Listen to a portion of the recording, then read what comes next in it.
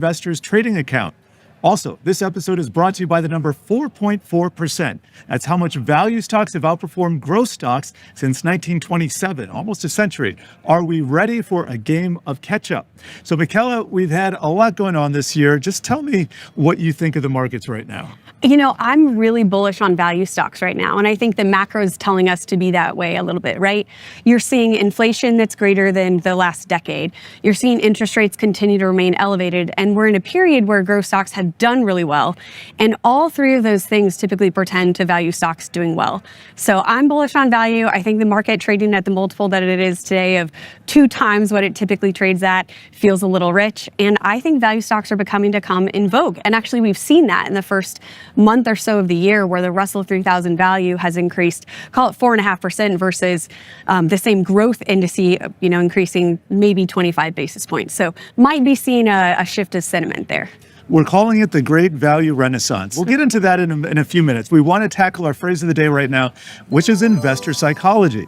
So investor psychology refers to the emotions, the biases, and the decision-making patterns that influence how people invest. So it includes factors like fear and greed, overconfidence, loss aversion.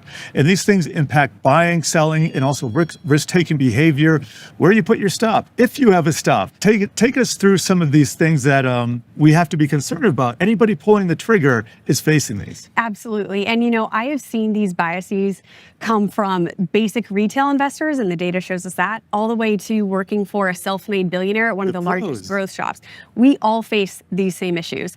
The 3 that I really pay attention to are loss aversion, recency bias, and confirmation bias. I think loss aversion is fascinating because it's essentially the concept that we feel losses as an investor at 2x the rate of the emotion that we feel joy when it comes to gains.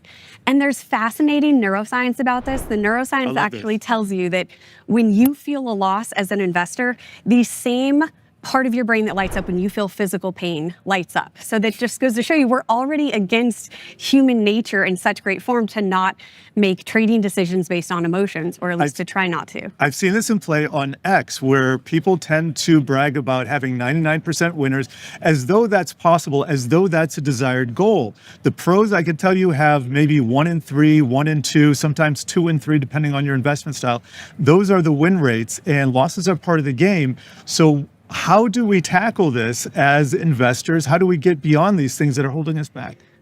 I think just being aware of these cognitive behaviors is the first step. Understanding that you can make emotional decisions and it can hurt you versus staying the course over the long term, I think is always the first step. The second I would say is if you use typical value frameworks of looking for true intrinsic value, of using free cash flow as a good metric, of understanding valuations over time, and you stick with the fundamentals, to me, value investing is all about continuing